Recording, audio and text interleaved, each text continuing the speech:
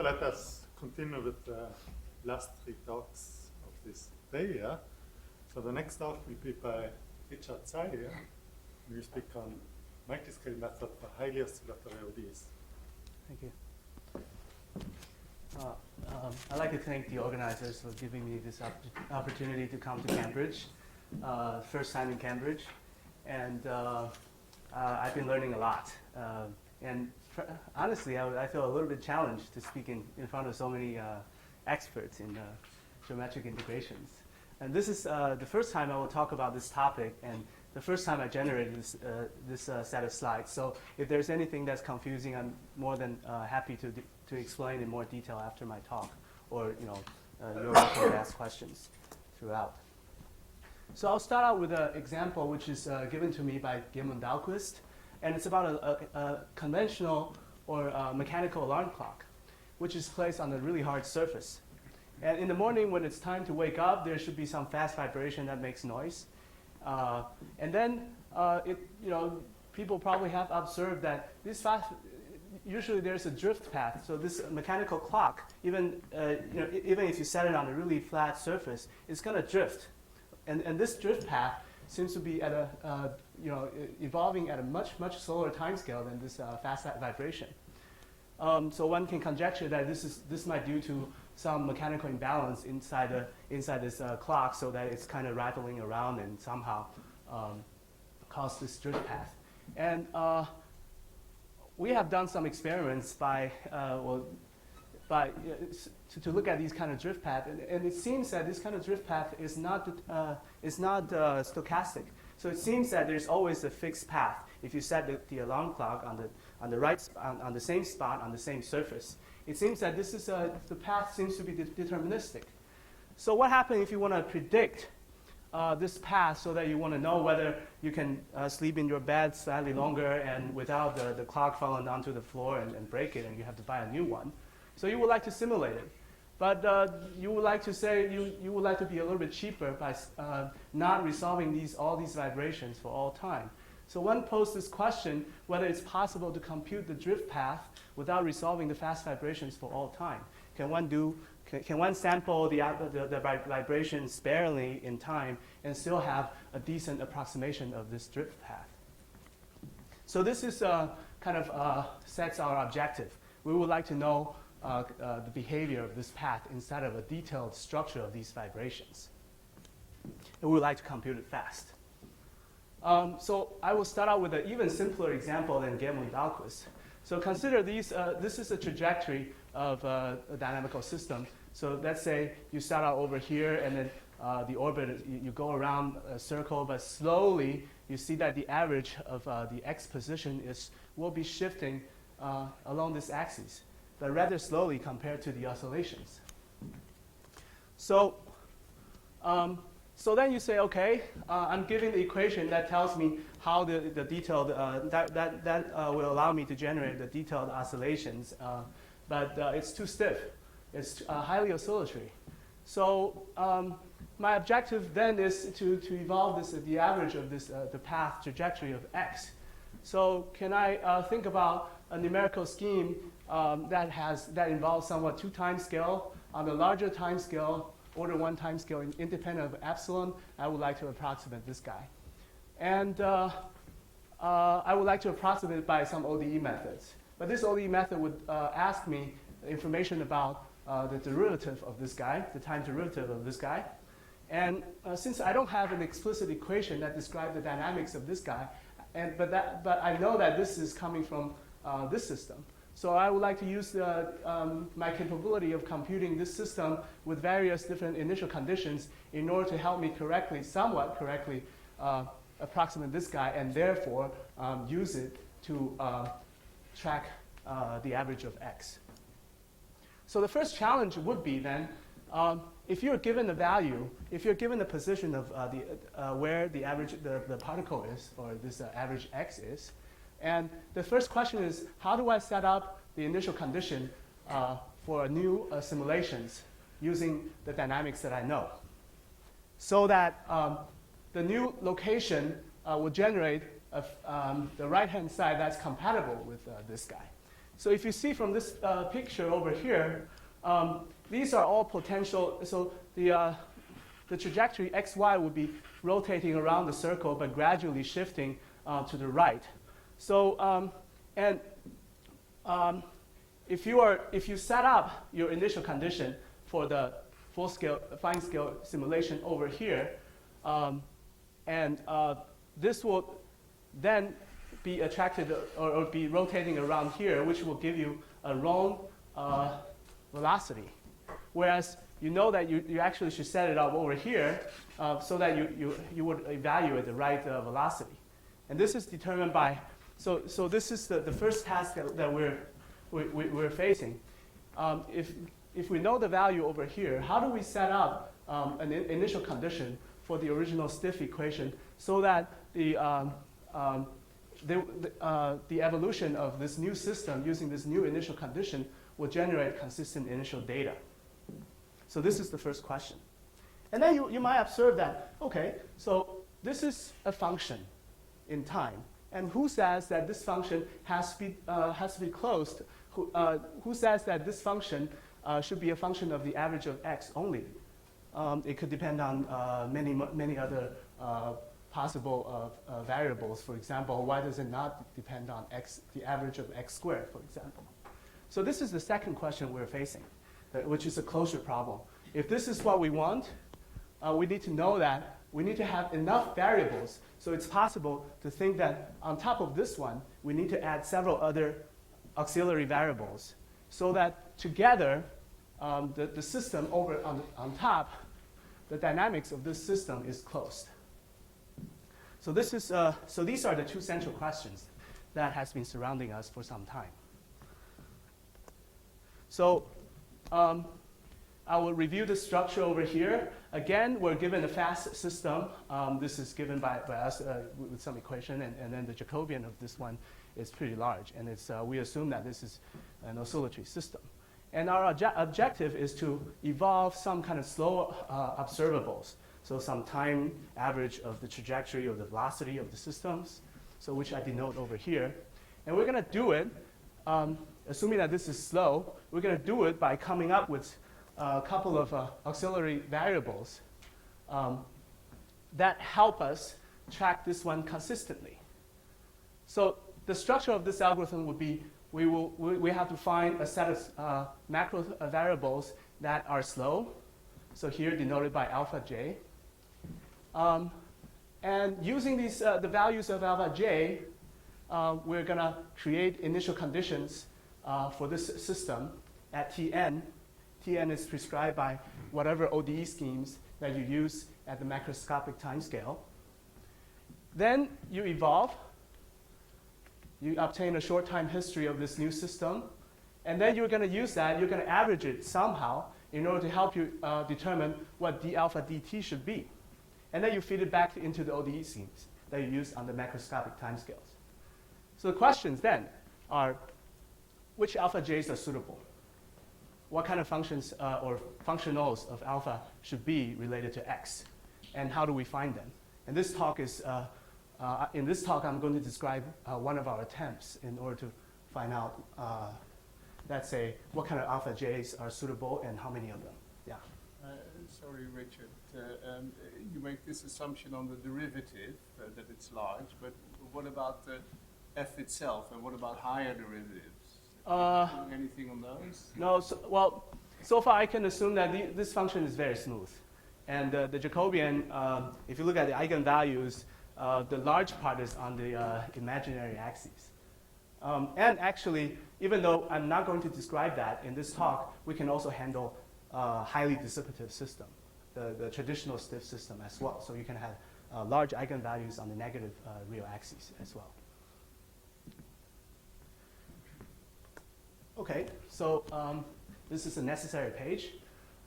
There are many related works, and here I just, this is my attempt to give a list. So there's techniques. There are techniques that try to use Poincare map. So some, for example, this could be found by in the techniques, the envelope method introduced by Gear and Petzel, variational integrator, projective integrator by Gear and Kavakidis, and then there's a lot going on, and and I'm still learning actually about geometric integrators and finding solutions that for certain Hamiltonian systems. And for a very extensive reference, please go to the book. And I guess we know what the book is. The authors are, almost all the authors are here. And then there's this work by Heinz Kreis that described invariant manifolds for dynamical systems, including certain PDEs, and also describes how the interaction of fast and slow scales, fast and slow oscillations should interact, and the existence of slow manifolds. And Scheid is one of Kreis's students who has done some semi-analytic work in developing long-time integrators for oscillatory problems. There are averaging techniques that can find in many places, in Arnold's book and Sanders and Verhulst, for example. And then there's also this heterogeneous multiscale methods attempt, first formulated by Wijnand and Bjorn Enquist. And Van den Eenden and Wijnand also had some attempt or some algorithms for handling similar problems but in stochastic setting. So this is another example, and actually this example kind of highly motivates our current work. So if you take this example from Kevorkian and Cole, which describes orbital systems, R is deviation from a standard from some fixed orbit, and R2 is probably deviation from some reference points. And you rewrite it so using this transform, so you get into this normal form where you have a linear part over here, which is very large, and some nonlinear parts over here. And you start out with the initial conditions that is not, in some sense, a finite energy. You start out with from some constant way that's independent of epsilon. You diagonalize, you make change of variables. So in the end, you will get to this system. So what's interesting about this system is that if you look at, so there are two parameters, A and B in the original system, and then they profess themselves in this, in the exponential function over here, like that. So the derivative of z is actually highly oscillatory. And if, so from here, you see that if A somehow does not equal to 2B or negative 2B, then you can show that the effect of this, all these nonlinearity actually are going to self-average out. So in this regard, in a constant time, then Z in a sense is boring. It's not going to be too far away from its initial condition if you're talking about a constant time. But somehow, these Z0 somehow also describe some kind of slow and almost constant behavior of the system, though. What's more interesting is the resonance mode. When, let's say, in the case when A equals to 2B, then you see that these term becomes non-oscillatory. This has become this, and this. They all become non-oscillatory. So the resulting system is this. Again, you have the right-hand side of Z, or Z prime, has two parts. One part is highly oscillatory, and the other part is actually nonlinear and rather slow. And these things, it's the effect of these things that will that's going to generate some non-trivial behaviors. So if you solve instead this system that has no oscillation, then you can show that zeta and Z actually actually are reasonably close. So in this regard, if you say that you're interested in this, the slow behavior of or effective behavior of the system up to some constant time independent of epsilon, then you might as well just solve zeta instead of solving Z. Or in a sense, if you're able to solve zeta, then zeta carries all the important non-constant slow behavior of the system in this case.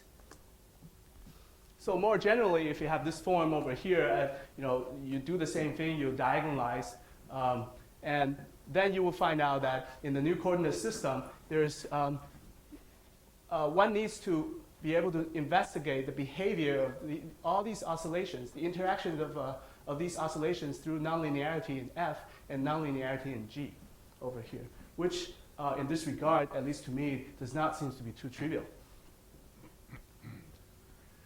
And the previous questions that I posed in this context becomes, is it possible to capture all non-trivial interactions between all these oscillatory modes without resolving these oscillations for all time? See, the cost for resolving these oscillations, if we do not assume any explicit structure of the system, say that we do not assume that they're a certain Hamiltonian system, then typically we would expect that we have to discretize it with a time step that's at least proportional to epsilon, and that's rather expensive. So the objectives. On top of that, the first thing is we would like to track accurately the needed slow quantities. And by slow quantities, what we meant is there are two types of slow quantities. The first one is what we call slow observables, which are integral quantities of the solutions, the trajectories or the velocity of the system, or namely x or y. So integrate together with some smooth functions. Or slow variables. So these are algebraic functions of x and y. And so that when you plug, let's say, these are probably our alpha. So you have alpha of x, which is an algebraic function of x. And then when you replace x by x of t, then alpha of x of t appear to be slow. The derivative of this function can be bounded by a constant independent of time. So we would like to track these type of quantities accurately in a time scale independent of epsilon. We would like to do it efficiently. So the computation we would like to do it efficiently, meaning that we do not want to resolve the oscillations for all time. And we would like to have some flexibility in choosing the kind of ODE solvers that we want. Remember that two-scale, two-axis structure. We would like to be able to choose one ODE scheme on the top and the other ODE schemes on the bottom. So we can choose, depending on the problem, we can choose Magnus method or Gauci type methods, for example. And we would like this kind of approach to have wide applicabilities, so that we would like to extend it to more general situations. For example, when you have noise in the system. And so far, this is our first attempt. So this is the definition of what we call the slow variable, which I'm going to repeat again. You have an algebraic function from the domain, and this is a scalar function. And when you by with the trajectory x of t, then the time derivative of this constant should be bounded, at least in finite time, by a constant independent of epsilon. So let's see. The second type of slow quantity is called slow observables. So by that we mean, let's say either beta of t, which is the time, which is some kind of integral quantity of the trajectory, or so this is or we can average in a different way by convolving it with some filter. And this filter typically, let's say, would be compactly supported and continuous at least, or have some other regularities, and have unit mass. So indeed, if you see that these kind of slow observables are slow in our definition. Let's take a look at what happens really to the dynamics of this slow variable. Suppose alpha 1 is one slow functions or slow variables that somehow we know. For example, if you have a Hamiltonian system, then the total energy is such, and the oscillatory energy is something similar to this. Then chain rule, then you have this. Then you can decompose this dx dt into two components.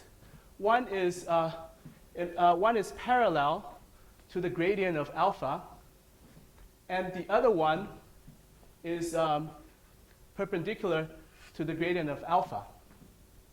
And what we know is that this portion over here, this portion over here has to be rather small. So if I rotate it and look at it another way, so essentially this x of t is going to kind of move around really close to the move around really fast, but really close to some constant level sets of this function alpha j, while being deviating in a way gradually. And what we want is if this is the quantity that we are interested in computing, then what we want is we would like to have an integrator on the upper time axis. We would like to integrate, instead of in this kind of small time, we would like to predict where the trajectory should be at some much later time over here, without going through these kind of manifolds and gradually drift along the way.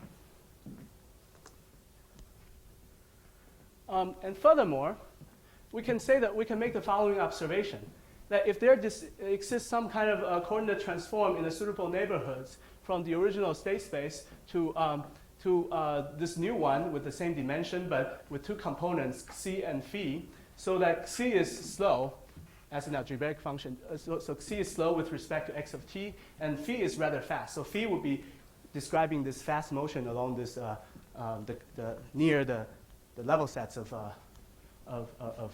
c, actually. Then one can show that actually all you need, in order to get a reasonable approximation of this quantity, all you need is to have the correct value of xi. You can pretty much forget about the phase information. So therefore, going back to the question, to our original objective that we would like to track consistently this slow variables for a long time, it means that if we can find this kind of coordinate transform, then all we need to have is a suitable description of C, and then we do some suitable averaging for a really short time of period, then we would be able to approximate this slow observable or original objective rather accurately. So this comes to this averaging theorem, which is in a sense a generalized action and angle approach. So suppose there's a change of coordinates between this space in which x epsilon is in to c and phi, where phi lies in, this is on the circle, and the rest of them are slow.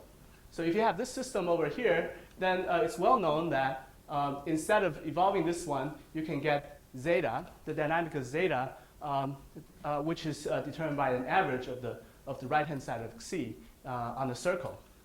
So if you evolve zeta instead, then this zeta is pretty good average, pretty good approximation of c again. So this zeta resembles the zetas that I mentioned in one of my first examples, and c in this case would be something similar to maybe z over there. So punchline is, if you can find zeta, that's good enough because it somewhat captures all the effective behavior of x epsilon already. So here's our plan. If there exists such a coordinate change to c and phi, what we want to do is we want to compute zeta. And we want to use zeta in order to help us correctly set up initial conditions. This will close the loop because we know that the dynamic of zeta is closed. So we start out from some initial condition.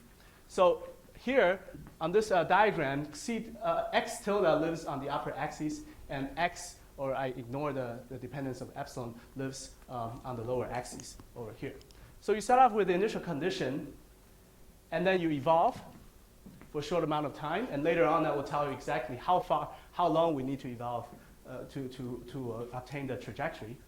And then we go up, we do some averaging. Since we have the information of how zeta depends on x, this is c actually. Then we do a short time averaging using suitable filters in order to evaluate this f bar. And then we use f bar to advance x tilde on the upper time axis. So this will predict the next value for x tilde, and then we use x tilde as new initial condition and do this again. So this completes the whole picture. But in reality, what we're going to do is we're going to change a notation. So this is the original variables that we're given. Suppose there exists this change of coordinate into c and theta. Then we have this system which I just described. But maybe this is really hard to evaluate. And maybe all we know is the existence of that. So instead, we're going to propose another set of numerical methods in order to help us find another set of slow variables. Enough of them so that the rank of this this function over here is d minus 1, has the same dimension over here, of this guy. And the missing part over here would be the oscillatory mode, which we assume, because due to this averaging, we know that we don't need to track it. All we need to do is do some suitable time averaging. So this is the picture. And so in the remaining talk, I would show you one attempt of finding such a set of variables, slow variables. And I'll show you that they indeed, by doing time averaging, indeed this is, this picture is correct. And then I'll show you some examples. So first of all, this averaging over a circle, this f bar, the definition of f bar for zeta, can be approximated by averaging using suitable kernels. So you can prove that with some kernel that has enough regularity and has compact support and enough vanishing moment, so this is related to the accuracy of approximating a smooth function. Then this averaging of a function over a circle can be approximated by this time averaging using the kernel, and this is the estimates. And this is basically integration by parts and nothing else. So once you have this, once you know that this is actually, let's go back to this picture over here, because once we know that this part can be done consistently, then we can conclude that as long as we have enough slow variables, then all the slow variables, all other kinds of slow variables can be described and approximated consistently and accurately. And they can be, these kind of computation can be done passively. And by passively, I mean they can be done after we finish the computation, with the algorithm terminates, and then you use the data that you have in order to compute that. You don't need to do anything extra in order to do that. So this is one analytical example in which we can prove that this algorithm works, and that we know exactly what kind of coordinate transform there is. So you have a linear, stiff linear part and a nonlinear term over here. This is a slow part of the system. And you have something that, this is a polynomial in x, y, and it's homogeneous, so there's no constant term over here. This is also very fast. So under these assumptions, then you can show that there is really a coordinate transform, and the eigenvalues of A lies on imaginary axes. So this is actually oscillatory problems related to x. So there exists this coordinate transform from x, y, z to xi and phi, so that xi is slow, and phi is actually, spinning really fast. And furthermore, we know that these the slow variable that's resulted from the third equation in this system are actually polynomials in x. We can indeed actually find the form, analytical form of these slow variables. But we're going to do it numerically anyway. So our strategy then is, as I described, we're going to find this alpha. And the idea is if alpha is a slow variable, then this thing should be this quantity here should be slow in a region. So with a lot of different values of x, this quantity here should be small. Therefore, we do kind of in a sense, a straightforward approach where we try to minimize, we try to search for certain function in a function space so that the target function will minimize this quantity, which is the integral quantity.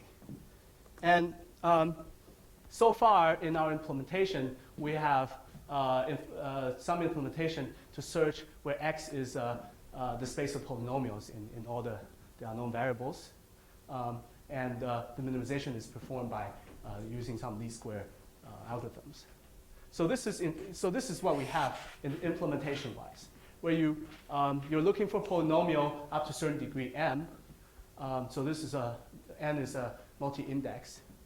And all you need to do, and you can show that this polynomial can be uniquely determined up to constants if you have enough points, if you test enough points around any given point x0, as long as you're away from the zero of this thing.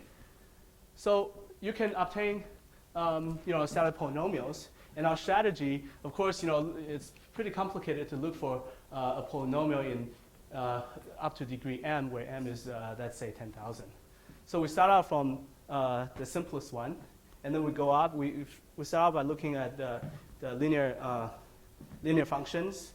And then once we have some, or we don't have some, and then we can increase the degree of the search. So we increase to m equals to 2, and so on. So this is what we did. Then the algorithm is step 1, find alpha by searching in the space of polynomials up to a certain degree m. And then we set zeta to alpha. So this will be our slow variable. And this will be kind of like our description of the space related to this highly oscillatory problem. And then we just we use the value over here, go down, solve it using some ODE schemes, average in order to get how these slow quantities are changing. And then we use that information in order to guide us on how to evolve on the macroscopic timescale. So this is the algorithm. Let's talk about errors and complexity of this algorithm. And also, we would like to know that exactly how wide this eta should be, right? Apparently, if eta has to be order 1, then we don't save anything. So eta has to somehow be related to, or goes to 0 as epsilon goes to 0. So let's take in this diagram over here, then one can clearly analyze different sources of error terms in all these approximations that we do. Assuming that we get the set of slow variables accurately, then the macroscopic solvers, this step here and going down here, assuming that you use a S-order scheme and with a step size cap h, then this will be the global error and upper bound. And then the microsolver, suppose you use another ODE scheme with a smaller time set denoted here by lowercase h, and this is an nth order scheme. So evolve it for such amount of time, so this will be the error over here. And you did some mistake, you made some error while you do time averaging. So this time averaging, the error is bounded by this quantity over here. And then there's some modeling error. We replace the dynamics of, let's say, C by an average equation, and this is related to epsilon.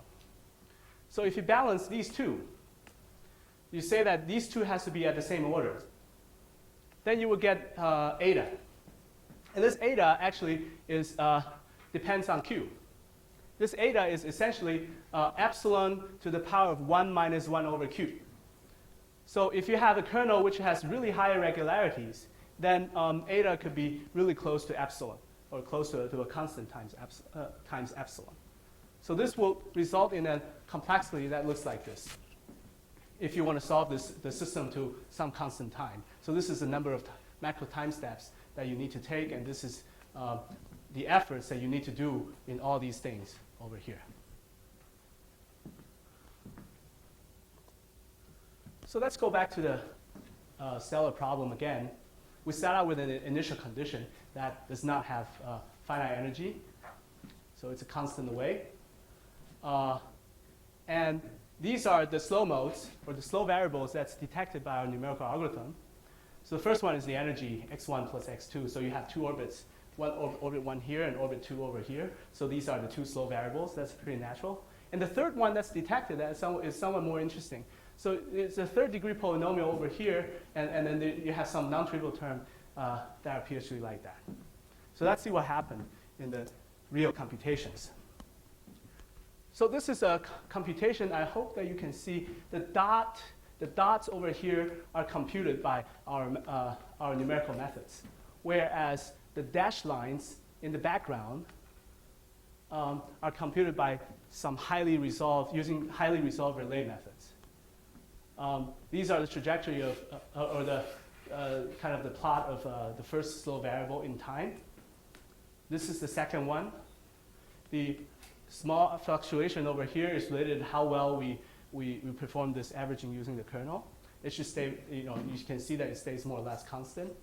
This is the third one. And the second one stays over here, like that. And this is computed with a parameter epsilon equals to 10 to the negative 5. So it's rather stiff.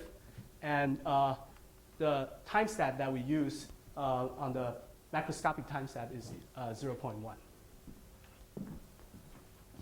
So the result here is obtained, I think, at least 1 or 2 orders of magnitude faster than if you use a Verlet with the largest allowable time step to do this. This is also interesting. So in the beginning I said our objective is to actually approximate all slow variables. So let's take a look at some of these integral quantities and see whether they're approximated reasonably. Again, the cross location over here are computed by our multiscale schemes, whereas the dashed lines underneath are computed by highly resolved standard numerical methods. These are different different averages, and they match pretty well. So on Monday, Bjorn mentioned this Kapitsa pendulum problem. So it's a problem where you do an inverted pendulum, and then you apply a very strong vertical forcing at the pivot. And with this, when the forcing is oscillates fast enough, then the energy landscape kind of changes. So effectively, this pendulum is going to move like this at order 1 time scale with really small oscillations like that. And you would like to track this average theta instead of resolving this thing all the time. So Bjorn mentioned that one approach that we have done and prove convergence is that you can choose alpha, this slow quantity, which is our auxiliary quantity, to be the average of theta. And of course, when I say average, this will be time averaging using this suitable kernel. Plus, when you set up the initial conditions in a consistent manner, then you can show that the numerical scheme that I described earlier will produce convergent results. Or you can say, okay, let's not use this kind. Let's search this auxiliary variables in polynomial space. Then you can rewrite this thing, for example, as an autonomous system, and this is what spit it out by our numerical algorithms. These are the slow modes, the energy, or the quadratic function, and these are what's being detected. This thing over here is related to the third equation of my example earlier, where I have a z prime equals to epsilon inverse times z minus some polynomial. So this is predicted correctly. And these are just computed trajectories of the different initial conditions. And all these things have been compared carefully to, let's say, highly resolved problems numerically. And in this approach over here, and actually also this approach over here, we can also show convergence, prove convergence. And this is the Fermi-Pascal-Ulam problem, which is one of the focuses of this week. So these are the time history or the trajectory that we plotted for this soft variables. So these would be either the displacements or the velocity of each one of the nonlinear springs. So this is a system with 3 nonlinear springs. So these are what's being computed to time equals to 20, t equals 20. And these are the oscillatory energies that we computed. The dotted line, if you can see that, are the result from highly resolved relay methods.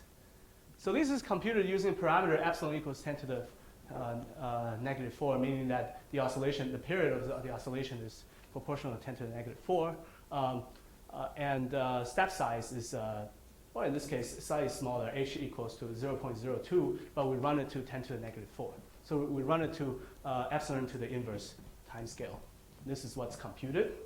And in this computation, again, if you measure the time that's needed by our multiscale method to, let's say, a Verlet scheme with maximum, let's say, with step size equals to epsilon, then this is 10 times faster at least.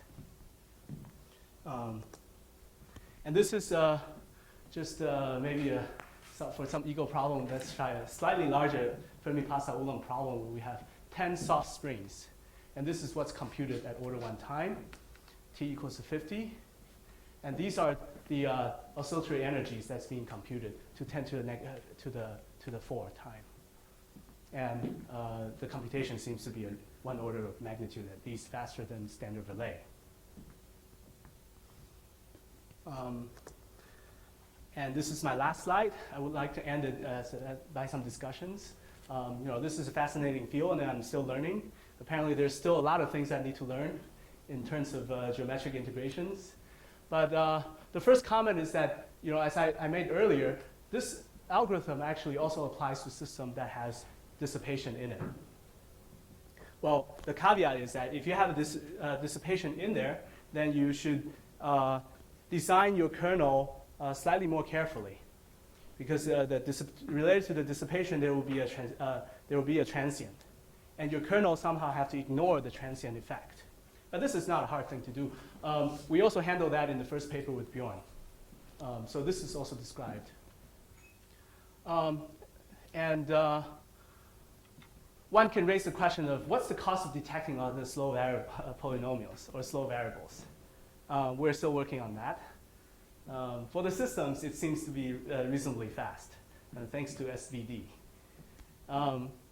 And so far our implementation is to search for slow polynomials. And of course, our argument would be, or my argument, not Bjorn's argument, would be, well, a polynomial seems to be a reasonable approximation to smooth functions, at least locally. The question then is, what's the radius of this neighborhood compared to epsilon? Then, of course, whether it's possible to look for another basis. Gil Ariel, who collaborated with us on this project, actually has tried to look for, let's say for the inverted pendulum, he has tried to look for in the space of trig functions. And that seems to work also. And then, of course, we would like to consider the situation where the linear part of the equation is time dependent. And then it happens, how does the eigenmodes shift? How do they interact? Whether you pass through a resonance very fast or you stay rather, in a significant time in the resonance. And eventually, in terms of wide applicability of our design or our approach, so is it possible to generalize this kind of approach to large particle systems? And maybe in that case, we heard a talk by Schutte about computing this chain of molecules. Is it possible to do that? And maybe one need to include some other ideas. So bring out another variable, so you get some kind of PD instead of ODEs. So, for example, whether some local spatial averaging is needed or not. Well, indeed, actually, Aki Brown has written some papers related to this kind of calculation in the context of multigrid. And we would like to work on stochastic problems as well. And this is the end of my talk.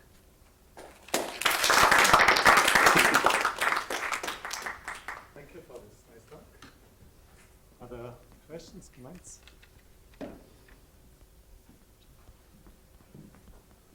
Just very quick one. With respect to your very first example, it's essentially a transformation of energy, essentially mechanical into acoustic energy when clocks sort of vibrating. Is it really fair to assume the function f, which corresponds to the force, in this case even continuous? Which one? You said the function f originally is a continuous function, but is it and it's smooth function at the very beginning of the talk? Okay. With respect to mechanical clock. Oh. That you've been talking about. But with respect, of course, there are many sort of nice examples where it is indeed the case. But with respect to that example, is it sort of really fair assumption? You mean related to mechanical clock? Yeah. That you have a transformation of energy, sort of mechanical right. energy. That I don't know. But so far, the contexts that we're considering are sure. all other examples. Yes. Very nice. Okay. A baby model for your clock would be just a harmonic oscillator with a time-dependent frequency. What would be the slow variables that your algorithm would identify in such a problem? Is it easy to say, or? It's not so easy to say, but I think, so this is extrapolation a little bit. If you look at this in this context over here, precisely this context over here, so these are assuming that constant eigenvalues, and you're saying that the eigenvalues are changing in time. Slowly. Yeah, slowly. So if they are sufficiently slow so that the influence is not going to be destroyed by, the slowness is not going to be made fast by dividing by epsilon, then this approach seems to, should be working. Yeah. I say when A of t and B of t, A of t divided by B of t equals 1/2, or equals to 2, then, or equals to 1, or something like that. Ask in one of underlying theory, if I get it right, that there was a key assumption that it is a perturbed canonical transformation, right? Angle action. Yes. Right? Yeah, because we had originally like quite a generic system, x dot equals f epsilon of x, right? Yeah. So, Over here. so if this is not whole, if it is not a perturbation of a sort of canonizable, right? We have not thought about that. Much harder problem. Right? Yeah. Yeah. Yeah. So this is, if this scenario applies, then at least we have the closure problem solved. I think one of our earlier attempts is, okay, so let's look for averages and maybe look for averages of moments related to the state variables. But then how do you close this system? Yeah. Okay, thank you once more. Thank you.